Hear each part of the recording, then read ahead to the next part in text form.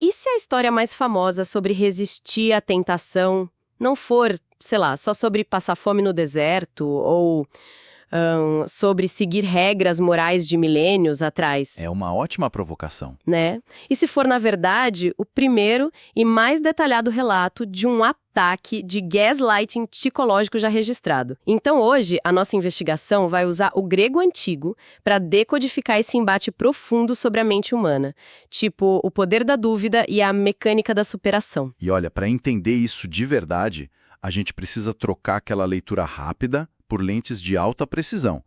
O material que fundamenta este nosso mergulho profundo de hoje faz exatamente esse trabalho minucioso, sabe? De lá nas raízes do texto original. Ah, com certeza. É um documento muito fascinante, escrito pelo irmão Marcelo Oliveira, intitulado Mateus 4, versos 1 a 11. E a missão hoje é destrinchar cada palavra grega que foi escolhida a dedo para compor esse relato clássico da tentação de Jesus. E a premissa de toda a análise do autor parte de um conceito muito específico que ele chama de perspectiva triunfanista.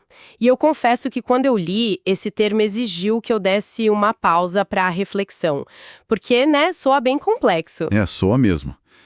É um conceito teológico que é denso na teoria, mas a mecânica dele é até que bem simples de compreender. Tá, me explique então. Bom, a perspectiva triofanista postula a divindade como um único espírito eterno e onipresente, que opera e se manifesta de formas distintas para a humanidade. Ah, entendi. Então, no contexto desse evento específico do deserto, esse espírito absoluto está operando plenamente através do corpo físico e vulnerável do Filho, Jesus.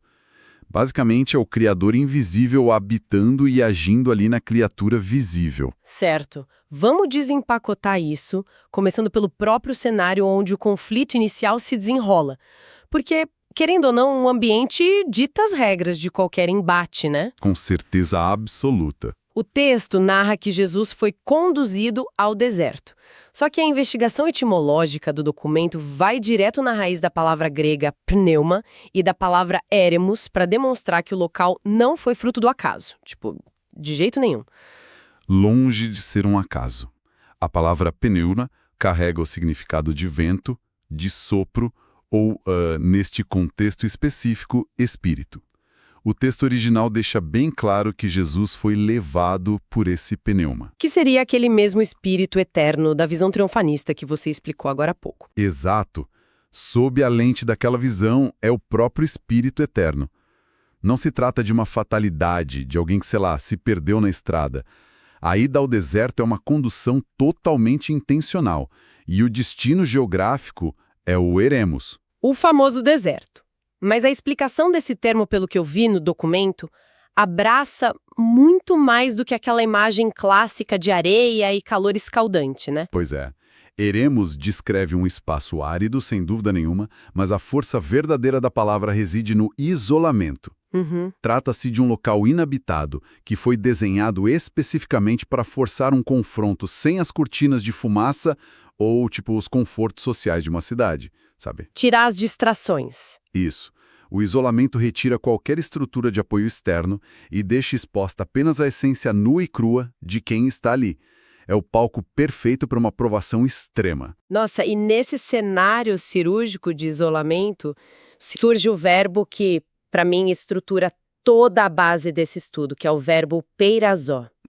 Esse é fundamental. O autor traduz como tentar ou provar.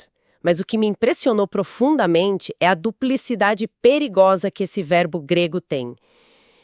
A mesma palavra descreve intenções completamente opostas, dependendo puramente de quem executa a ação. A motivação muda tudo. Exato. Trata-se de uma provação dentro da permissividade divina para gerar resistência, ou então de uma armadilha armada pelo adversário visando a destruição total. Lendo essa descrição, a primeira imagem que saltou na minha mente foi o teste de estresse na engenharia civil. Olha só, gostei. Como esse teste de estresse ilumina o conceito do verbo para quem nos ouve? Então imagina a construção de uma ponte gigantesca. Antes de inaugurar a ponte, o engenheiro encarregado da obra coloca, dezenas de caminhões ultrapesados em cima da estrutura. Uma carga brutal. Uma pressão assustadora, né? Mas a intenção primária do engenheiro é provar que a ponte é segura. Ele testa o limite dos materiais porque ele confia no projeto, ele aplica a força para aprovar a ponte. Certo. Agora, visualiza um sabotador agindo. Esse sabotador pode colocar exatamente a mesma quantidade de caminhões, o mesmo peso milimétrico sobre a mesma ponte. A física que está operando ali é idêntica, mas a diferença brutal está na intenção. O sabotador quer o colapso. Isso. O sabotador aplica a carga sorrindo, torcendo para ouvir o aço rachar, esperando que a ponte desabe e vire entulho. Então o engenheiro testa para validar, o sabotador testa para aniquilar. O que é fascinante aqui é como o idioma grego consegue sintetizar essa tensão infinita em uma única palavra. Sabe, o peirazo permite que a aprovação do engenheiro e a sanha do sabotador ocorram simultaneamente naquele deserto. E o próprio texto apresenta a figura desse sabotador usando um termo milimetricamente escolhido, né? O diabolos. É o que nas traduções corriqueiras vira simplesmente o diabo. O que tira muito do peso original. Exatamente. Etimologicamente, a carga da palavra diabolos é muito mais descritiva. Significa literalmente o caluniador ou aquele que lança entre. Aquele que lança entre. Nossa. A anatomia da palavra escancara a estratégia do adversário. O objetivo supremo de lançar algo no meio é fatiar conexões, criar rachaduras, sabe? Estabelecer divisão. A intenção é colocar uma barreira de desconfiança separando o criador da criatura. Acontece que, voltando lá para a minha analogia da ponte, para criar essa rachadura, o sabotador não age às cegas. Ele precisa mapear os pontos de fadiga do material. A carga extra precisa ir no ponto mais frágil. Pois é. E a leitura do irmão Marcelo enfatiza que essa brecha inicial procurada no deserto é estritamente fisiológica. O texto grego utiliza a palavra nesteu. Jejuar. 40 dias e 40 noites de nesteu cobram um pedágio absoluto da biologia humana. O estudo ressalta que essa privação alimentar prolongada atesta, de forma inegável, a humanidade e a vulnerabilidade corporal de Cristo. Fome de verdade. Fome real, degradação celular acontecendo ali na prática. O sabotador pacientemente aguarda que as defesas físicas atinjam seu ponto de fadiga mais crítico para, somente então, descarregar o peso do peirazo. Ele não ataca onde há força. Ele mira direto na exaustão. O que torna toda a tática formidável, né? Porque essa agonia física serve só de porta de entrada para uma violência muito mais sofisticada. O inimigo sugere transformar as pedras espalhadas no chão em pão. O pão material. Isso, aquele alimento que sacia a dor do estômago na hora. Numa primeira leitura, tudo soa como uma barganha focada em comida. Contudo, o peso do ataque não está na pedra ou no pão. O peso está escondido na condição prévia que ele lança. A frase, se tu és o filho de Deus. O famoso se. Exato. O foco muda vertiginosamente do estômago para a identidade. O ataque principal nem é a fome em si, mas a crise de identidade, correto? Corretíssimo. Lembra do significado de aquele que lança entre. Esse si minúsculo no início da frase é a cunha projetada pelo diabolos para separar o filho do pai. Nossa! A verdadeira guerra não é para resolver um problema nutricional. A tática é forçar uma exibição mágica de poder que valide a filiação divina. Mas a armadilha está no fato de que, se alguém sente a necessidade de provar para o inimigo quem realmente é, significa que a suspeita do ser já envenenou a certeza interna da própria identidade. Cara, fica impossível não fazer a conexão imediata com o conceito de gaslighting da psicologia de hoje em dia. O paralelo é perfeito. É tipo aquela técnica onde uma pessoa manipula a outra com o objetivo de fazê-la questionar a própria percepção de realidade, a própria memória, a sanidade. O que o sabotador faz é um gaslighting primário. Sim, ele questiona a base de tudo. Ele diz, tem certeza absoluta da sua identidade? Porque se a identidade fosse real, as circunstâncias não seriam tão degradantes. Alguém divino não estaria jogado na poeira, abandonado e morrendo de fome num deserto. É para instaurar uma crise existencial profunda mesmo. E isso levanta uma questão importante que o documento traz para o lado prático. A dúvida não é apresentada ali como um inofensivo exercício intelectual. Ela é classificada como uma arma biológica contra o espírito, que foi desenhada para desintegrar a fé. Uhum. O autor faz o elo com a carta aos Hebreus para lembrar que a fé é a única condição inegociável para agradar ao Eterno. Se a fé rui por causa dessa dúvida induzida, a relação desaparece. Então, como contra-ataque a essa violência psicológica, a defesa de Jesus ignora completamente a argumentação sobre o pão e empunha o conceito de rema. Mas sem desvalidar que o alimento físico importa, certo? O pão não é negado, ele só é subordinado à importância superior da rema. Exato. A famosa declaração, nem só de pão viverá o homem, mas de toda palavra que procede da boca de Deus, posiciona o artus frente à rema. Certo. O estudo mergulha na definição de rema, explicando que não se trata apenas de textos antigos anotados em pergaminhos, sabe? Mas da palavra falada, específica, a declaração viva e ativamente criadora de Deus para o momento presente. E essa separação traz à tona um diagnóstico muito claro sobre o que nós somos, né? A análise expõe aquela dicotomia inescapável da nossa condição humana, o espírito e a matéria habitando a mesma tenda. Existindo duas naturezas distintas, existe, a necessidade obrigatória de duas fontes de nutrição. O corpo físico esgotado no isolamento clama de forma primitiva pelo artus, natural. Mas a dimensão imaterial, o espírito, ele só mantém sua sanidade e sua identidade perante esses ataques constantes quando está atrelada à rema. Ou seja, a palavra viva. Isso. A defesa efetiva contra o gaslighting do inimigo não passa por performar milagres de exibição para provar força.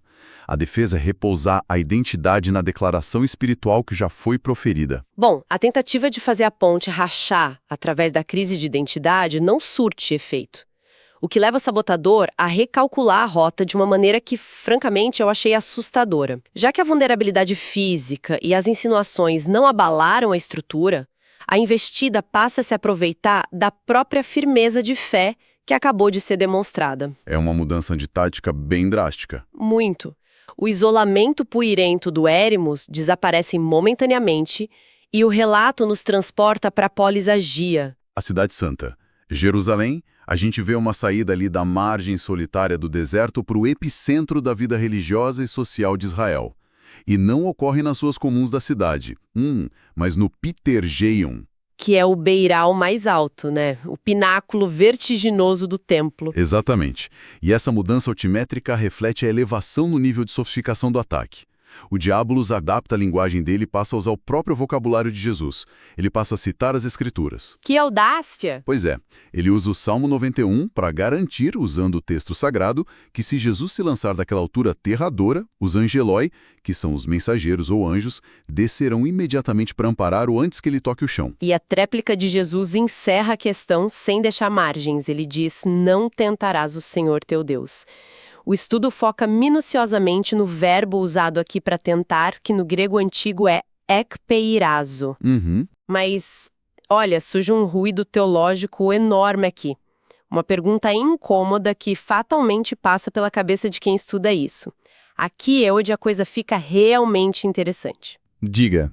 Mas espera, a fé não seria justamente praticar atos de coragem imensurável? Saltar no abismo com a certeza inabalável de que a divindade vai te salvar soa, numa primeira leitura, como um maior nível de confiança heróica, né? Qual é a linha que separa a fé genuína de ser presunçoso e cometer esse erro do ekpeirazo? Olha, a dissecação do termo ekpeirazo tira as máscaras desse suposto heroísmo. Testar o caráter de Deus, segundo a etimologia da palavra, é forçar situações artificiais exigindo intervenções divinas. Ah, entendi. Cobrar que as leis da física sejam suspensas momentaneamente, pular de um telhado apenas para confirmar de forma visível uma promessa prometida lá num salmo, não é um ato de submissão ou confiança. Na visão do estudo, é um atestado de insegurança extrema disfarçado de alta devoção.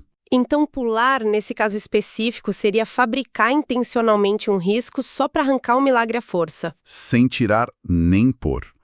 A fé sadia trilha o caminho do propósito e aguarda a providência diante dos riscos naturais que esse caminho impõe, sabe? Riscos naturais, claro, não os que a gente cria. Exato.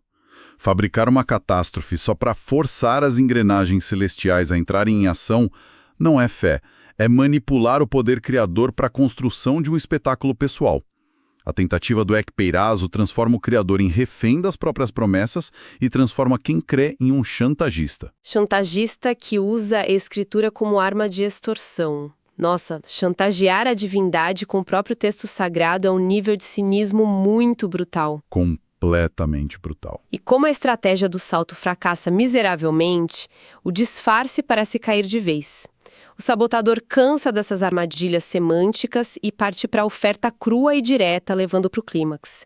A investida sai das necessidades ideológicas, sai do orgulho religioso e aposta tudo no desejo oculto pelo poder irrestrito. O horizonte da oferta final engloba os Basileia. Os reinos, Sim, representando a totalidade dos reinos da terra habitada, acompanhados pela sua doxa, que se traduz pela glória, grandiosidade e esplendor atrelados ao domínio humano. É todo o controle global depositado de imediato na palma da mão. um pacote completo. Mas o custo transacional dessa transferência de poder está embutido numa palavra de peso extremo, o proskuneor. Que nas traduções que a gente lê em casa costuma aparecer só como adorar.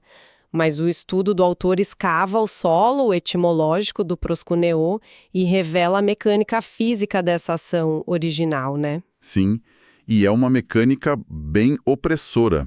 O movimento central do proskuneo remete à prostração. Significa avançar na direção de alguém para curvar-se com o rosto no pó. Nossa, Demonstrar reverência por subjugação absoluta. É a ação daquele servo que se joga ao chão para beijar a mão ou o pé de um monarca incontestável. E o autor pontua vigorosamente que a dinâmica genuína da adoração à divindade é de natureza interior. não é um teatro. Exato. Ela é um movimento invisível do espírito, uma constância secreta que não depende obrigatoriamente de canções ou liturgias abertas. Em choque direto com isso, o pacto proposto pelo adversário cobra a performance pública dessa subjugação. Ele demanda o esvaziamento da própria autonomia interna em troca desses benefícios práticos. É a velha sedução do atalho definitivo, porque a glória e o poder seriam entregues a Cristo de qualquer forma no final. Mas o mapa original determinava que o trajeto envolvia sacrifício, dor, rejeição sistêmica e a crucificação, né? O pacote do mundo entregue por aquele beijo na mão rápido oferecia coroa, mas extinguiu a necessidade da cruz. Perfeito. É como usar um código de trapaça num videogame, sabe? Ou pegar o elevador quando seu corpo precisa ser fortalecido subindo a escada. A cilada era garantir os privilégios finais sem sofrer as etapas. Essa analogia do código de trapaça é ótima. E a barreira imposta para liquidar a oferta reside num termo bem demarcado usado por Jesus, que é o latreu. Que a gente conhece na frase, e só a ele servirás. Latreu não fala apenas de servir num sentido corriqueiro de quebrar um galho ou fazer favores pontuais. Ele fala sobre a dedicação sistemática ao serviço sagrado.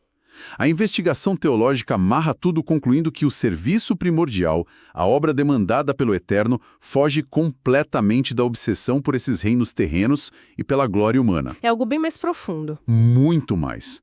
O verdadeiro trabalho consiste na crença fundamentada naquele que foi enviado e no estudo profundo dos seus ensinamentos.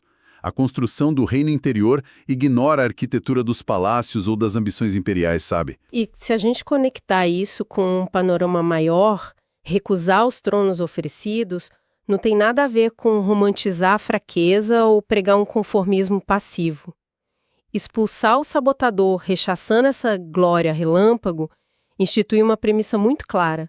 A soberania divina não roda na mesma frequência do domínio mundano. De forma alguma. Buscar a posição de poder usando ferramenta moral corrupta ou fazendo reverência escondida para os sistemas corrompidos não gera libertação, né? Gera invariavelmente um contrato de servidão eterna. A demonstração de poder máxima ali é a frieza brutal de recusar o atalho vantajoso. Com certeza. E isso encerra o embate das tentações, mas o documento reserva uma camada final de análise que muda o rumo da nossa leitura bíblica. Depois de focar nos personagens, o autor dá um passo atrás e coloca sobre os holofotes os bastidores técnicos do texto sagrado. Ah, sim, os conflitos na estrutura do livro. Isso, como esse relato alcançou a civilização moderna. Como, por exemplo, a discrepância visível no cronograma dessa história quando os evangelhos são colocados lado a lado. Mateus compõe uma narrativa fluida que parece ser um evento único. Primeiro passam os 40 dias de fome, em seguida vêm os 3 ataques e o deserto acaba.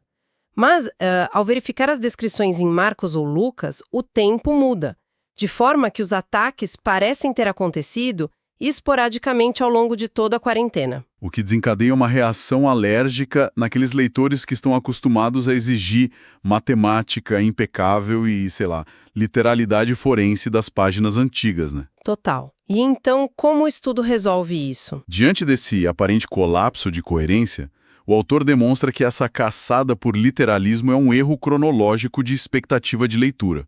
A intenção de quem escrevia não era manter um diário de bordo auditado militarmente, mas preservar o substrato teológico do impacto da provação. Faz sentido. E nessa mesma linha didática, o estudo apresenta um outro recurso importante, e é nessa busca por entender a formação da mensagem que o estudo introduz a separação mais radical do documento, uma distinção contundente entre o conceito de a palavra de Deus e a massa descritiva das Escrituras. Então, o que tudo isso significa? Porque essa separação obriga uma reavaliação gigantesca de como a gente lê os textos antigos. A regra definida pelo autor é cristalina, olha só.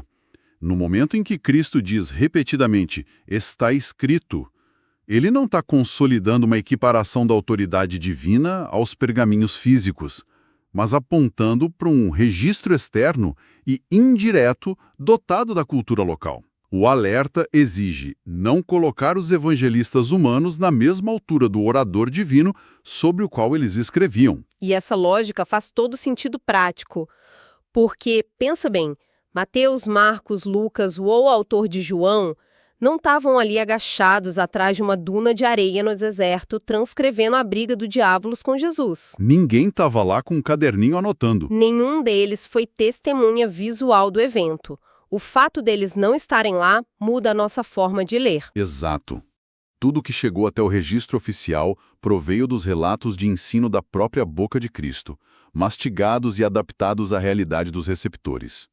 O saldo fundamental disso é valorizar o encorajamento do texto ao pensamento crítico do leitor moderno. É priorizar os oráculos e ensinamentos diretos de quem viveu o deserto. Nossa, então, para amarrar tudo isso, a gente percebe que quando paramos de apenas ler as palavras superficialmente e começamos a estudar as fundações, o relato árido do deserto se mostra como um tratado completo sobre a defesa psicológica e espiritual humana. Resumiu perfeitamente. E é o momento de recapitular as 3 lições primordiais que o autor expôs. Vamos lá. Primeiro, a dependência dupla. O sustento fisiológico precisa de atenção. O artus importa. Mas a blindagem contra as investidas manipuladoras sobre a identidade da pessoa depende estritamente da rema, a palavra viva. Certo. Segundo, a confiança sem presunção. Clamar por resgates cósmicos pelo mecanismo do expeirazo jamais caracterizou o fiel, mas apenas denunciou a dúvida camuflada em heroísmo. E terceiro, a adoração exclusiva e interior. Fugir da dor entregando submissão interior em troca de glórias descartáveis é a ruína que o prosconel corrompido pode causar. E como esses 3 pilares conversam com os dias de hoje, né? Para quem acompanha este nosso mergulho agora, quem está ouvindo no trânsito ou trabalhando, a reflexão é muito real. As ameaças diárias raramente assumem a forma de um monstro ou uma tempestade épica. Elas são muito mais sutis. Muito. Elas usam a tecnologia do silêncio, elas invadem o pensamento operando táticas pesadas de gaslighting, gerando aquela desconfiança implacável das próprias habilidades, soltando aqueles questionamentos venenosos como: se você fosse bom o bastante, não estaria fracassando assim. O famoso si moderno. Pois é.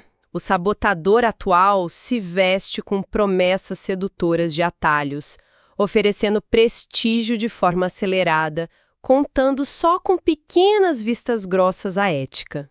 E a dinâmica do isolamento permanece.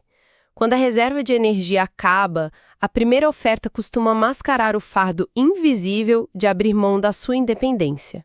E isso nos puxa de volta àquela imagem maravilhosa do início, a construção da ponte suportando toneladas de carga. Exatamente. Se na raiz das crises mais desoladoras encontra-se aquele verbo impressionante, o peirazo, abrigando a intenção vil de destruir junto com a intenção formidável do engenheiro de forjar força, o nosso entendimento da dificuldade vira de ponta cabeça. Muda a perspectiva. Talvez o próximo grande obstáculo ou a crise de dúvida que cruzar o caminho de quem nos escuta não seja, de modo algum, o sintoma de que tudo desmoronou. Pode muito bem ser exatamente a permissividade do engenheiro aplicando o teste fundamental. O teste para provar que a ponte aguenta. Isso, aquele momento cirúrgico que aprova de uma vez por todas que as fundações internas suportam a pressão. Então, fica a reflexão e o nosso pensamento final para você levar para casa. Na hora exata em que os aplausos e os ruídos externos somem e a solidão do deserto começar a corroer todas as suas defesas, de que fonte específica de alimento, de rema, as suas convicções estão extraindo força para ficar de pé?